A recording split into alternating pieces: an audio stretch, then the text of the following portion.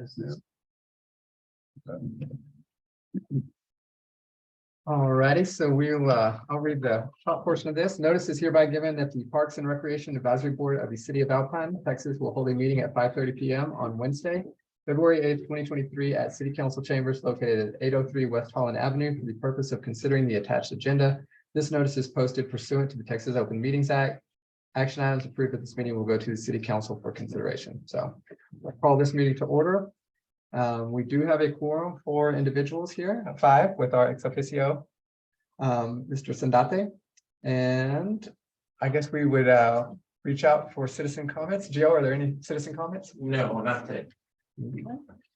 Then we'll move into item 4, signing of statement of officer. And Gio can lead us through that one, or? So if you all can locate the statement of officer located in the black folder on the right hand side. And sign that, please. Under execution. And then once you're done, let me know and the judge will take it over from there.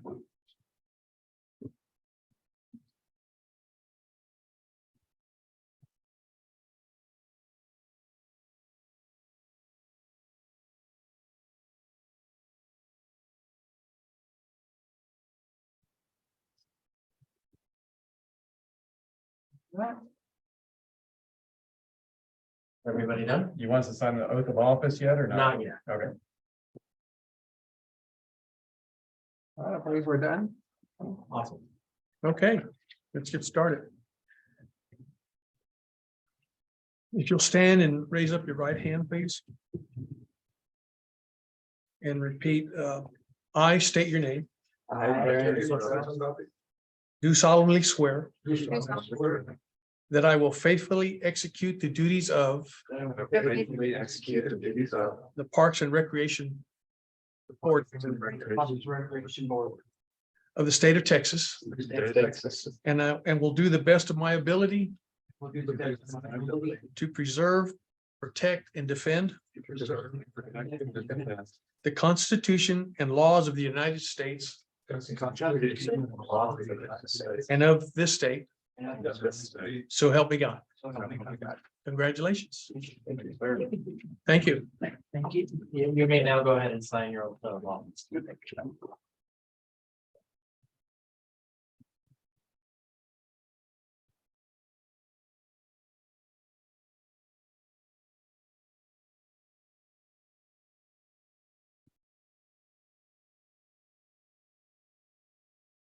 All right, then we will move into number 4, 5. So we'll move into the approval of minutes from the previous meeting here.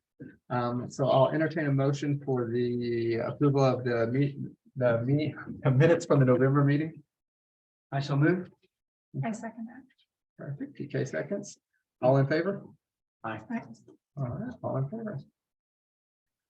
Then we'll move into the information and discussion items. So we'll start with Robert for the update from the Alpine Parks Department.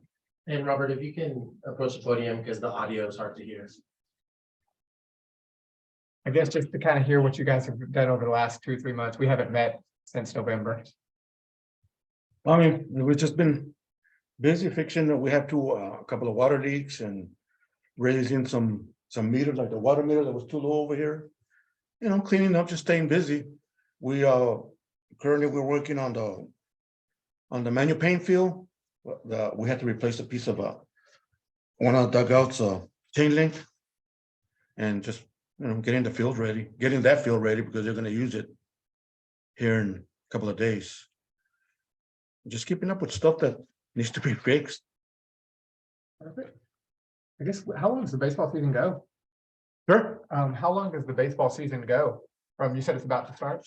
It all depends. The Little League is from April through the end of May, I think, because they're associated with the Little League Association, and they gotta be done by a certain time so they can go into the playoffs. But the softball field, the softball girls, they go on till late July. Okay. So those fields will be used a lot. Yeah. through July. Oh, yeah. Especially the softball ones. Well, all of them are. I guess I was gonna ask one question too. Are the groundhogs still an issue over there? Oh, yeah. That's just. Yeah. Yeah, there's no. I don't know what to do, but I mean, I don't know, we've tried everything, so. You know, we just every once in a while, every 2 weeks, we go back there and back drag all the holes and. Put some Buckshire on them and. Without, I really don't like to put any poison on there because I'm afraid the little kids are gonna get, pick up some of that stuff and then put it in their mouth and. I don't want that, I'd rather not. I guess one question on that is how long have and if you don't know, no worries, but how long have the groundhogs been there? Probably since it's been a field, I guess. And then, is it always kind of right there at the baseball field? I'm wondering, do they move at all? Or Yeah, well, when we first put some of that Buckshire down, they went over to the golf course. Right. And then after, I guess that the spell went away, they came back. Oh, gee. And we overdid the Little League field, so they took them a long time for them to come back, but that stuff is expensive. Boxer? Yeah, Well, so. think about it. Yeah.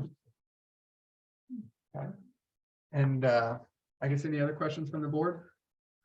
Mr. Yanes? No, thank you. Thanks, so. Perfect. Thank you, sir. Robert. Thank you. All right. Then we'll move into the next information item, update from Keep Alpine Beautiful. So I spoke with Adelina today and she had two things. There's a February 25th, there's going to be a community cleanup, which will be on the west side of town over there, correct? Near Dollar General, Yes. behind Dollar General in that one section. And the second item was something that was spoken about at the council meeting last night. I think Adelina with the city is going to be putting in for a Governor's Community Achievement Award, and they put in over the last 2 years. I think the year previously, we got third place, and they separated by population levels. We're population level 5 to 10,000, and it goes up to 130,000. And some of the use they could use it for would be coming into the entrances of the city, landscaping that, and doing some aesthetic things. So it's for a grant or I think it's an award. just award? Okay, sorry. A monetary award? Right. Gotcha. That grant was wrong. I think it's for how well you recycle and keep your town trash free and that kind of thing. She did say one thing on that too. I think February 17th is when they're gonna have the application in by, so coming soon, and they would know if the winners are gonna happen by May. So that would be great. And she also mentioned that they get judged and based off scoring, and if we could do some things like working, they really enjoy the working together, say from the city and with youth, the school, Sol Ross and everything else like that. So anyway, we can kind of synergize some of that. On the February 25th cleanup, we will be assisted by the Sol Ross Ladybug soccer team.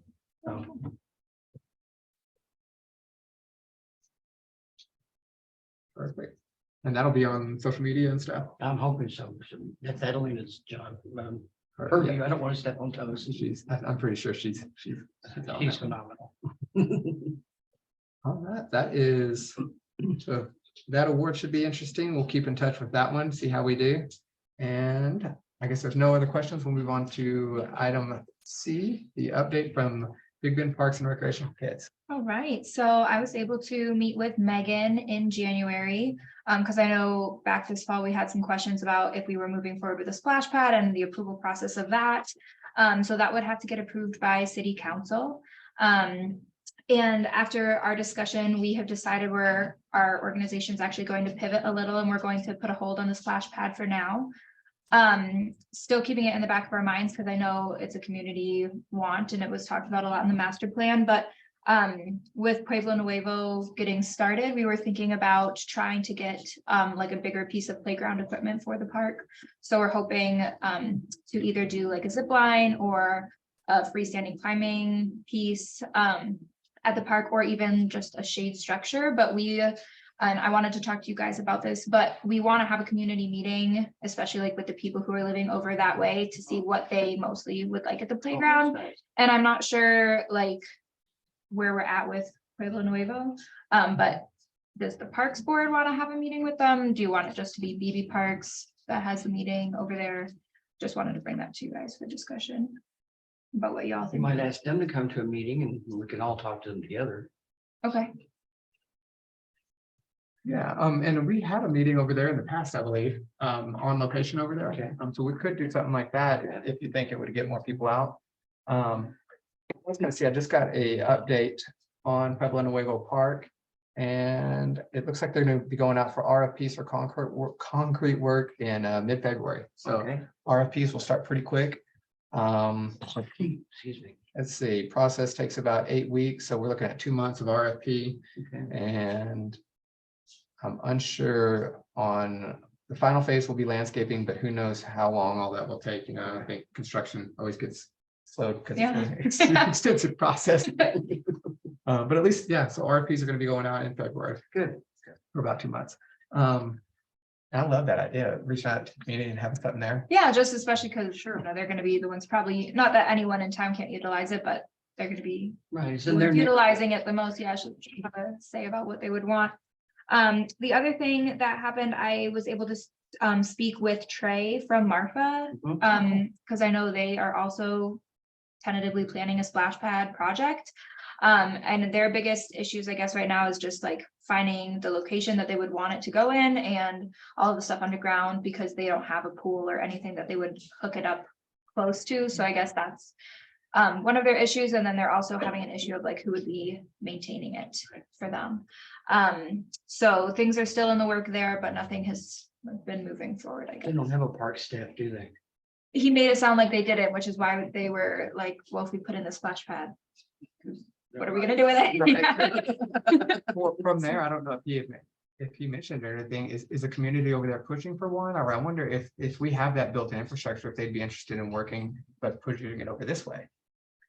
Or are they, I wonder, are they tied to having it in that location? One of the businesses in town did specifically give money for it but I'm not sure that, I don't know if there could be discussions whether they would potentially want to move it up here. We did not talk about that. He did talk a lot about, we were just talking about funding, because I guess their Parks Board is an economic development organization, which is different than what we are. So they are getting a lot of revenue from sales tax. Sure. So he just was talking about that situation. True. I want to say, when I lived in Marfa, that they got a 1/4% Yes. of the tax Yeah, from the sales tax. And their taxes are maxed out, but they get a 1/4% of that, and ours goes to it goes to the county, maybe? Something like that, I'm not sure. If I had looked at that too, that'd be nice if you. had that yeah. Well, revenue. he was talking to us like in case we wanted to incorporate something like that, but I don't think our organization would be able to do something I like think that. you can go up to 8 1/4. Geo may know, actually, do you, sales tax 8 1/4, 8 1/2? Yeah, $8.25 Okay, or 8.25. There you go. and maybe 6 1/2 goes to the state of Texas and everything else goes I'm honestly not too sure on that. on that. I think that's correct. And 250 comes back to be divided between county and city. I guess one thing too, I had mentioned, hope I'm not saying anything, but if you guys were gonna be doing anything for Earth Day, have y'all spoken anything on Earth Day? We have not talked a lot about it. It's been in the back of our minds that we want to do something, but we have not put anything together. Cool. Perfect. Any questions? No, that was very good. I guess, sorry, one more update. If you know anyone, so we are looking for board members. So if you know anybody who would like to join, please let me know.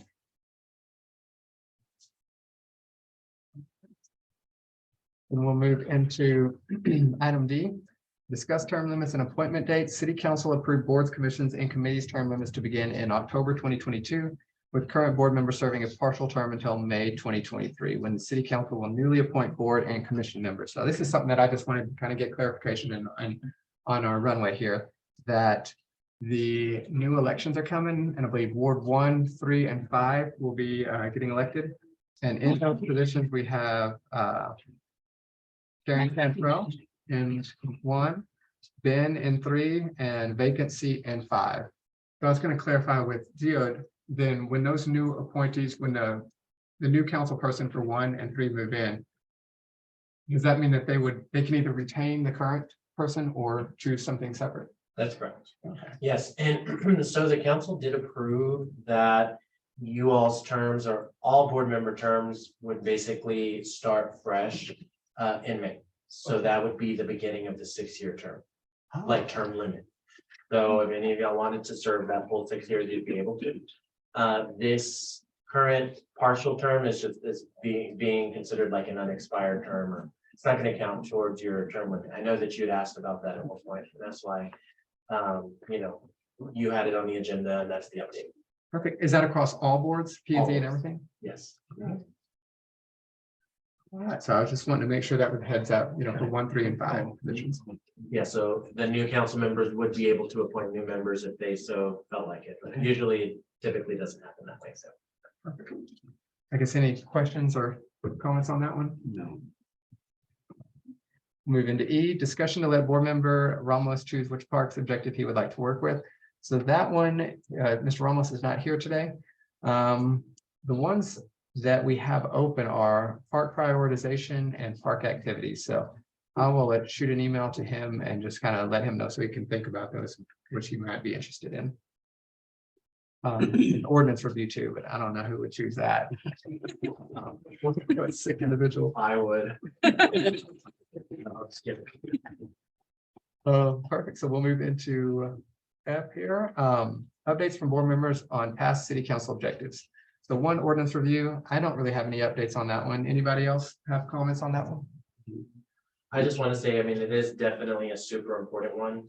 Those ordinances need to be cleaned up. We need to have structure guidelines put in place. And so I think with a lot of the other items that y'all are working on, it would naturally come with an ordinance, being implemented as well. For example, like I had explained previously, alcohol is allowed or is not allowed in Coconut Park, but it's not explicitly in the ordinance that, you know what I'm saying? It's just at one park, it says that it's not allowed. And it doesn't really say in the other one. We need to fix it to where it says alcohol is explicitly prohibited in every city park, things of that nature. We need to streamline the rules. Right now, it's kind of unspoken that they all close at dark. That's not codified in an ordinance, you know what I mean? I think we need to take a look at those and we definitely need to make changes and updates to the ordinance. Just wanted to put that out there. And so a lot of those ordinance changes will happen as we progress through our own task that we're doing. Yes, I would say so, like the festivals and event permitting, whatever the board decides, I think putting some guidelines by ordinance would be a good idea. Same with the rental fees, those, that kind of structure, once y'all determine what kind of fees you're wanting to do, I could help with putting together that ordinance. But it would probably be something that city council could set annually by resolution. That's going to be set by ordinance, right? But the rental fees would be updated annually by resolution. The utility bill donation project is something that Megan has in the works, and that would be set by ordinance, but y'all wouldn't have to worry about that. That's really about it. So those two, I think, would definitely have some sort of impact in the ordinance, and then they do need to be streamlined, and we need to take a look and implement more structure and guidelines. One thing I would mention on ordinance review too is as you're working through it, like park rules with Ms. Contrell over there, then I'd say feel free to reach out to Gio and them, because I think it takes time, doesn't it, to by the time we process it, we edit it, we make the amendments that we use, and it goes back twice to us before, because we make the recommendation to council and then they go. Right, so if any of y'all have any recommendations whatsoever, if you take a look and say, hey, just send the recommendation, simple email to me. Okay. So I could start collecting them. If we could get something on the agenda, as far as if y'all have some recommendations for me, I could put something together and we can get it as an information and discussion item. After that, after y'all have that information and discussion item, the next meeting, we can do an action item and get a formal recommendation approved for city council to consider. But the process would typically be at least 3 months from the time that it originates as an information discussion item. So. Perfect. Any questions from the board? No. And then we'll move into number 2. Hey, one thing, just remind me, what's our target for, say, finishing the ordinance? September. Getting those in place. So the end, September, basically by the meeting of September, the target was for the end of this fiscal year. And is that having them finalized and having gone through that process you just described, or is Yeah. that So really. kind of the, Third of June. That's having our recommendations to them by September? I'd say that's the recommendation. Okay, So if y'all were to recommend changes to the ordinances by the end of September, I'd say that that would definitely have met the goal. okay. And then it goes through that process. And so before it gets to that point, so just take mine, for example, festivals and event permitting. I'm chicken scratching down ideas here.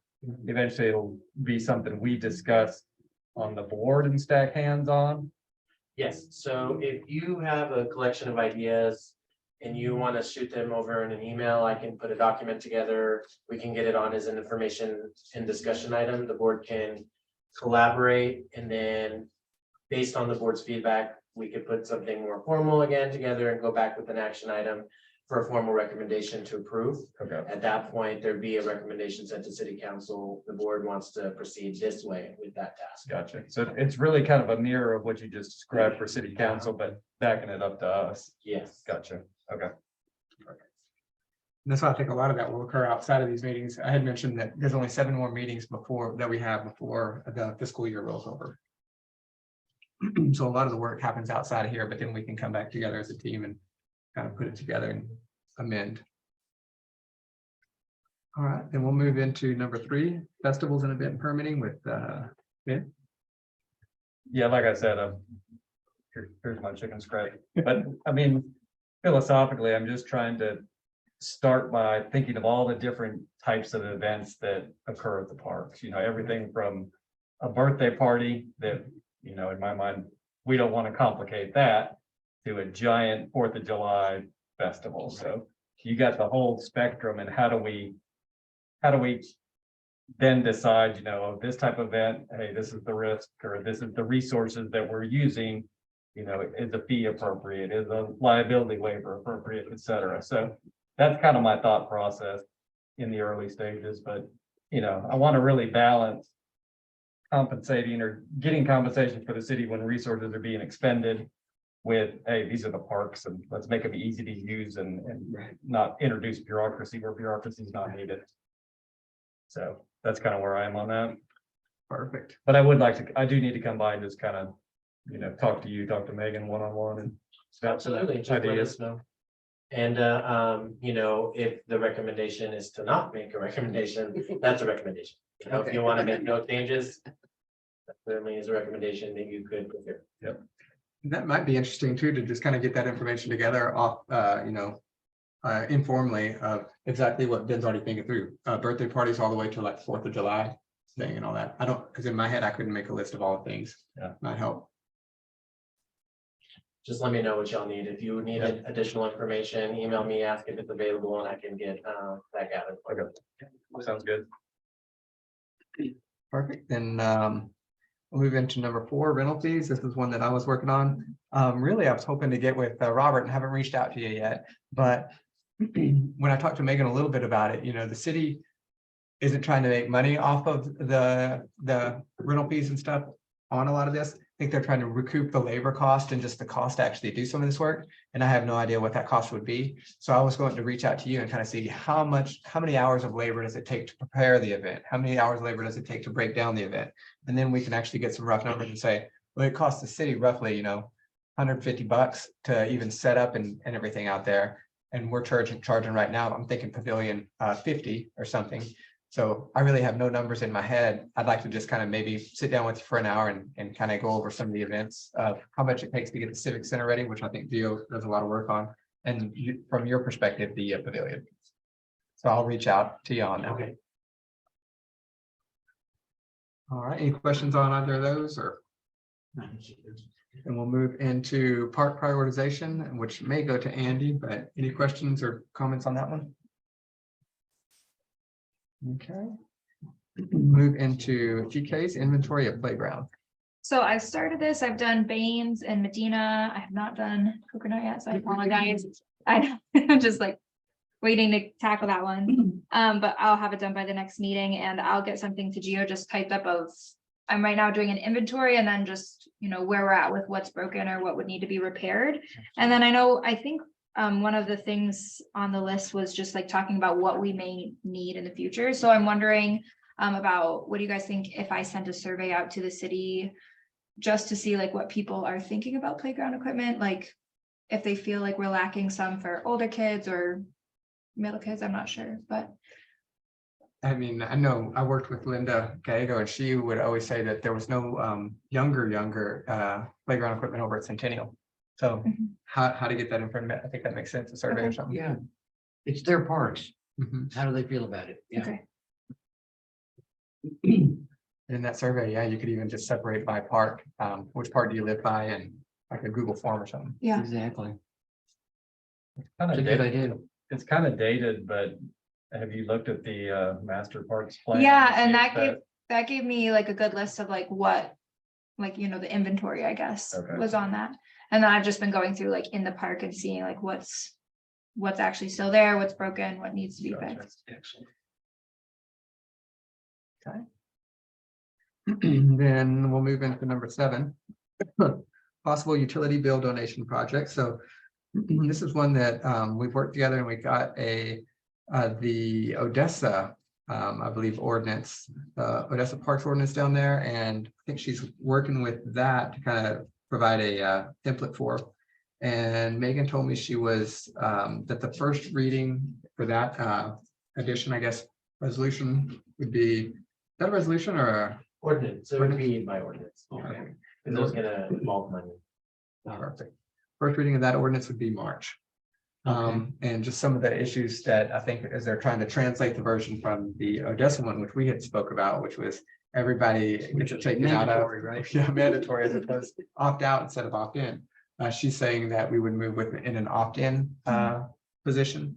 And I think the accounting software here is somewhat dated, so they're figuring out, like, you don't want to make it too convoluted as far as like, changing things up all the time and everything else. So I think they're really trying to figure out how to simplify it, work with a couple people, vendors or something like that, and figure out how they can kind of integrate it in with their system. But that is totally moving forward, and the first reading will be in March.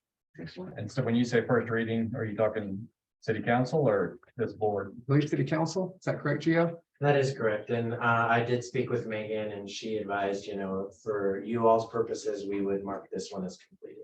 Oh, cool. Oh, so we're done. All right, done. Mark that one out. Okay. Then we'll move on to number 8. Or I guess, did y'all have any questions on that? No. Okay, perfect. Move on to 8, park activities. And this was another open one that we could have if Mr. Ramos was interested in that one. All right. So I've got nothing on that one. And same thing with reporting.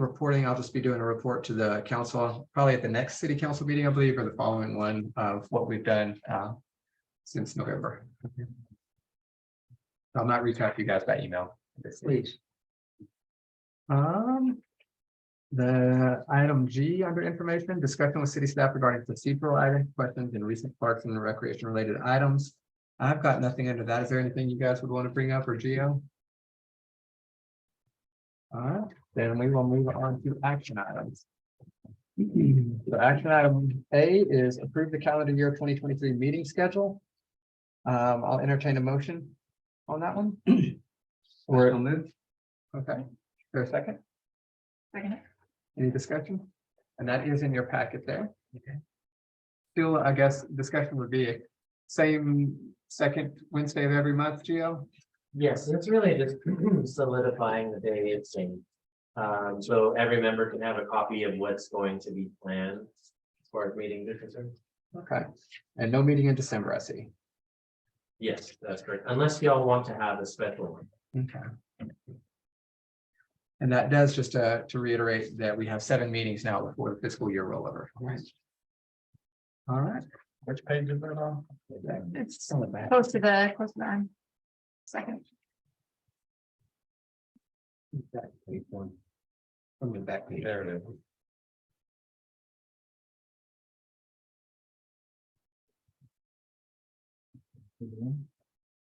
Perfect. Then there's a motion and a second. All in favor? I'm not a voting member, right?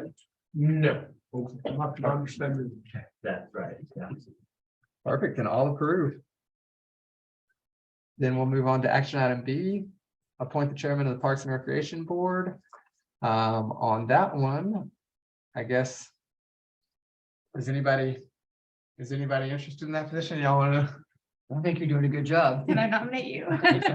Good man. All right, then I guess if you'd make a motion and nominate. Yeah, I make a motion to nominate One Dan second. as the chairman. All right, any discussion? No, you've done an excellent job. Thank you, appreciate that. Then we'll take a vote. All in favor? Aye. Thank you, guys. Then we'll move on to action item C. Appoint the vice chair of the Parks and Recreation Board. And that one. If there was anyone interested, then let us know and I could make a motion, I believe. Anyone wants to put their foot forward? What are the duties of the Yeah, vice what are- chair? Yeah, I was just gonna ask that. Well, that's a good question. Gio, what would the duties be? So the duties of vice chair would be to act as chair in the absence of the chair. And it could be any other duty that's assigned. It is a leadership role, it'd be the next in line. If anything, if Darren had to be absent, if anything happened to Darren. Charlie. I mean, we're hoping certain things might happen. Anyways. So essentially, it would just be mostly acting as the chair, the second chair. As chairperson, can I nominate? Yes. In that case, I mean, Karen, I see you involved in a bunch of stuff. I see you out all the time. If you would be interested, I'll take it. then I'll make a nomination that Karen Cantrell is the vice chair of the Parks and Rec Board. Second that. Yeah. All in favor? Do I vote now? Perfect, it's unanimous. And now for the Thank you all. Congratulations. Thank you. action item D. Appoint the secretary of the Parks and Recreation Board on that one. So we, on that discussion, I guess. Gio, could you speak to the duties of that one as well? So that one would essentially act as the secretary and take the notes in my absence. I'm happy to continue doing it while I'm here. Eventually we would like to get to the point where the secretary would be able to just go ahead and take, the minutes and things of that nature. But like I said, I attend these meetings. I'm happy to continue doing it, but definitely in case of an absence or if something happens to me, they could take the minutes and note who made the motions, who seconded the vote. Things of that nature. So, and speaking to that, I would say, I used to do the secretary work and take the minutes and it was crazy because I was trying to write down everything that everyone wrote. It seems a lot simpler and more to the point now where you just, who made the motion, who seconded the motion, and everything else. That's it, don't be too scared. It isn't very difficult. Pretty easy once you get the hang of it.